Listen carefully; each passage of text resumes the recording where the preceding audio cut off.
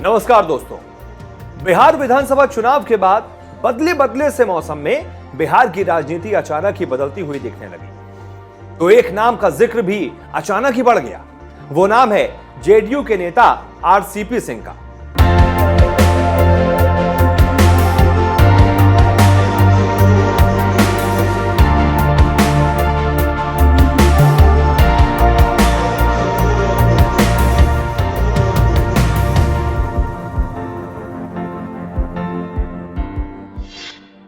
रामचंद्र प्रसाद सिंह ये उनका पूरा नाम है, लेकिन सार्वजनिक और राजनीतिक जीवन में उनकी लोकप्रियता आरसीपी नाम से ही है।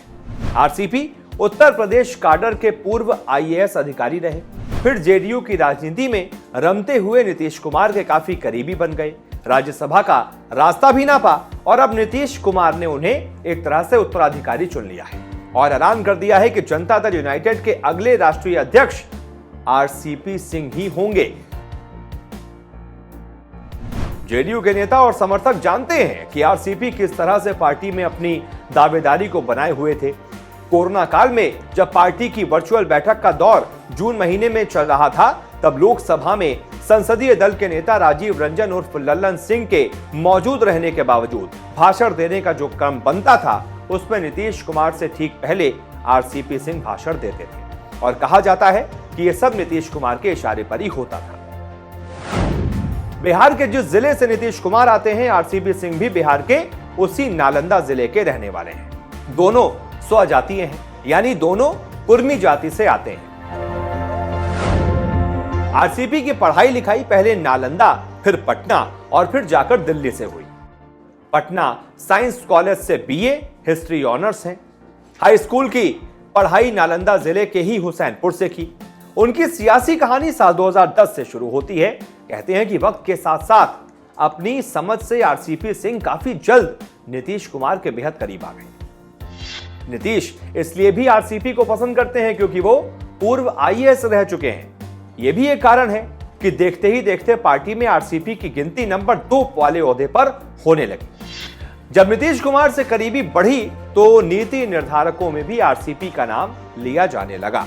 जब सबसे पहले आरसीपी सिंह पर नीतीश कुमार की नजर पड़ी, उस वक्त में अटल जी की कैबिनेट में नीतीश केंद्रीय मंत्री हुआ करते थे। साल था 1996 का और आरसीपी सिंह तत्कालीन केंद्रीय मंत्री बेनी प्रसाद वर्मा के निजी सचिव के तौर पर काम कर रहे थे। बेनी वर्मा भी आरसीपी को खूब पसंद करते थे। दोनों के बीच अच्छी जान पहचान उस वक्त बनी जब आरसीपी यूपी के रामपुर, बाराबंकी, हमीरपुर और फतेहपुर के जिलाधिकारी के पद पर तैनात रहे। यह भी कहा जाता है कि नीतीश और आरसीपी की पहली मुलाकात भी बेनी वर्मा ने ही करवाई थी। बाद में नीतीश केंद्र में रेल मंत्री बने तो आरसीपी सिंह को अपना विशेष सचिव बना लिया। कहते हैं कि यहीं से नीतीश और आरसीपी के बीच निजी रिश्ते बनने लगे, जो आगे जाकर सियासी रिश्तों में बदल गए। यह रिश्ता समय के साथ साथ प्रगाढ़ होता रहा और 1998 से लेकर आरसीपी आज तक नीतीश के साथ वैसे ही बने हुए हैं। नीतीश कुमार की नजर बिहार की गद्दी पर थी। सरकार बदलने की बारी आ चुकी थी। नीतीश कुमार 2005 के विधानसभा चुनाव में परचम लहराकर बिहार की सत्ता में आए तो उन्होंने आरसीपी को दिल्ली से पटना बुला लिया। हालांकि यूपी कैडर के अधिकारी होने के नाते अपने राज्य में बुलाने के लिए नीतीश कुमार को काफी जोर लगाना पड़ा। जब आरसीपी बिहार आए तो नीतीश ने उन्हें प्रधान सचिव बनाया। 5 सालों तक प्रधान सचिव रहते हुए आरसीपी एक तरह से नीतीश के आंख और कान दोनों बन गए। फिर समय से पहले ही अपने पद से इस्तीफा दे दिया और नीतीश कुमार के भरोसे को जीतकर राज्यसभा पहुंच गए। 5 साल बाद फिर बिहार में जब सियासी बातें बदल रही थी तो प्रशांत किशोर की एंट्री हो गई। आरसीपी को हाशिए पर धकेल दिया गया था। कहते हैं कि उस वक्त में सबसे ज्यादा सूझबूझ से आरसीपी ने कदम उठाए और पार्टी में खुद के स्थान को बनाए रखा। जेएनयू से पढ़े लिखे आरसीपी सिंह को 2016 में फिर से नीतीश कुमार ने राज्यसभा के लिए नामित किया। आगे की कहानी 2018 में शुरू हुई जब प्रशांत किशोर को जेडीयू का उपाध्यक्ष बना दिया गया। इसी दौरान एक बार पत्रकारों ने आरसीपी से पूछा कि क्या पार्टी में आपके कद को कम करने के लिए प्रशांत किशोर को पार्टी में लाया गया है। जवाब में आरसीपी ने जो कहा था वो सिर्फ एक मजा हुआ राजनेता ही कह सकता है। जानते हैं उन्होंने क्या कहा? उन्होंने कहा मैं तो महज 5 फुट 4 इंच लंबा हूं, आप मुझे कितना छोटा कर सकते हैं। फिर 2019 लोकसभा चुनाव के ठीक बाद प्रशांत किशोर और नीतीश कुमार के बीच बातें बिगड़ने लगी। प्रशांत किशोर जेडीयू से बाहर हो गए तो आरसीपी की लोकप्रियता और पकड़ उसी अंदाज में पार्टी में लौट आई जैसे कि पहले थी। 2019 में जब एनडीए गठबंधन की जबरदस्त जीत हुई तो जेडीयू के कोटे से आरसीपी के केंद्रीय मंत्री बनने की बात सामने आई थी, लेकिन उनकी पार्टी के एक और नेता इस पद पर दावेदारी कर रहे थे। आखिर में विवाद बढ़ने लगा तो नीतीश कुमार ने फैसला किया कि जेडीयू की ओर से कोई भी मंत्री नहीं बनेगा।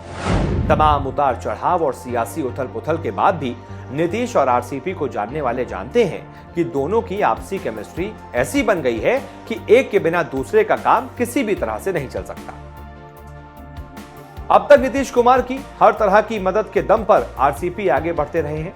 अब उनके सामने एक नई चुनौती है और चुनौती है कि अब वो जो भी फैसले लें उसे लेकर पार्टी में और पार्टी के बाहर कहीं भी सवाल न खड़े हों। ये बातें इसलिए जरूरी हैं क्योंकि पिछले दिनों आरसीपी की आईपीएस बेटी लिपि सिंह को लेकर काफी सवाल खड़े हुए। बिहार विधानसभा चुनाव के दौरान अक्टूबर 2020 में मुंगेर में पुलिस और आम लोगों की झड़प और पुलिस फायरिंग को लेकर सवाल उठे थे। लिपि सिंह तब मुंगेर की एसपी थी। ये मामला इतना बढ़ गया कि चुनाव आयोग को इसमें हस्तक्षेप करना पड़ा और लिपि सिंह का तबादला किया गया। नीतीश कुमार ने ऐसे वक्त में आरसीपी के कंधे पर पूरी पार्टी की जिम्मेदारी दी है जब बीजेपी से उसके संबंध बहुत अच्छे नहीं दिख रहे। इसीलिए राजनीति को जानने वाले मानते हैं कि आगे की राहों में आरसीपी के लिए गुलाब कम कांटे ज्यादा हैं और उन कांटों को काट कर ही उन्हें पार्टी के लिए नई राहें बनानी है। तो कैसी लगी आरसीपी सिंह की ये बायोग्राफी बताइएगा, कमेंट कीजिएगा, वीडियो को शेयर कीजिएगा। बहुत बहुत शुक्रिया।